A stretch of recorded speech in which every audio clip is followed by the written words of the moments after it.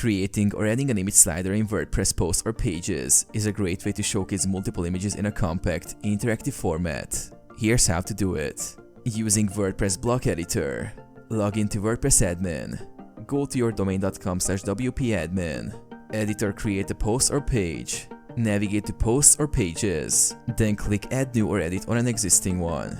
Add the gallery block, click the plus icon to add a new block, search for and select gallery. Upload or select images. Choose images from your media library or upload new ones. Arrange them in your desired order. Gallery settings.